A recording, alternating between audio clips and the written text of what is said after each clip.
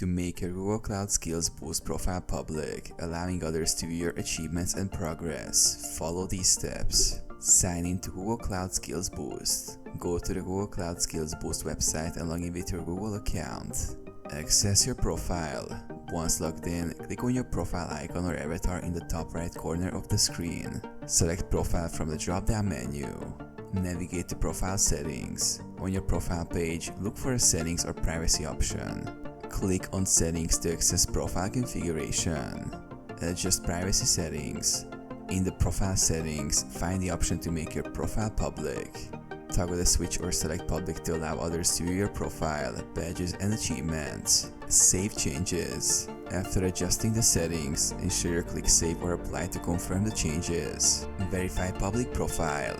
You can verify by logging out and checking your profile URL, or by asking a friend to view your public profile link.